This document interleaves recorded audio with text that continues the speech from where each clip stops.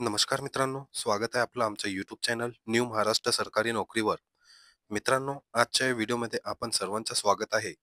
आजचा हा व्हिडिओ होमगार्डच्या मानधन वाढीव आहे. मित्रांनो, गेल्या काही दिवसापासून होमगार्ड मानधन वाढीव बातमी महाराष्ट्रात जोरात जोरात सुरू आहे. प्रत्येक न्यूज चॅनलवर प्रत्येक न्यूज चॅनलवर होमगार्ड मानधन वाढीवचे न्यूज येत आहे. मित्रांनो, होमगार्ड मानधन वाढीव बद्दल गेल्या काही दिवसापासून राजकीय नेत्यांचे पण भाषण खूप व्हायरल होत आहे. तर मित्रांनो, आज आम्ही असंच आपल्या सर्वांचे ओळखीचे राजनेता श्री अजितदादा पवार साहेबांचा व्हिडिओ घेऊन आलेलो आहो. त्यात त्यांनी होमगार्ड मानधन वाढीवबद्दल व होमगार्ड्सनं कोणकोणते कोणकोणते वेळेस बंदोबस्तावर बोलवले जाते, ते त्यांनी आपल्या भाषणमध्ये व्यक्त केले आहे. तर मित्रांनो, खरंच होमगार्ड बांधवांना इतके बंदोबस्त दिले जाते का? माझ्या होमगार्ड बांधवांनी याचं उत्तर आम्हाला कमेंट्स करून सांगावे. चला तर मित्रांनो, त्या व्हिडिओ पाहूया.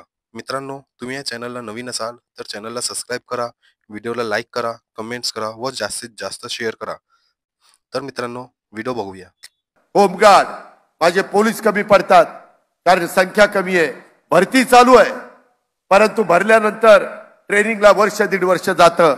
मग कधी कधी आम्हाला होमगार्डची मदत घ्यावी लागती, कारण आले सण की इतके लागून येतात.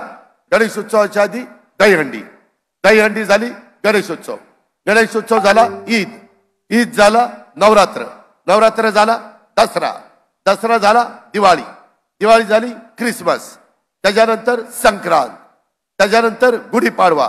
सारखे सण. पोलिसांनी किती काम करायचं? ही पण माणसंच आहेत ना, त्यांचे पण हाडामाणसासारखे त्यांच्यात जीव आहे ना. त्याकरता होमगार्ड आम्हाला लागतात. आणि ते होमगार्डचा रोजचा भत्ता 570 होता. काल आम्ही 1080 केला रोजचा भत्ता. का? तर तोही आपलं संरक्षण करतोय.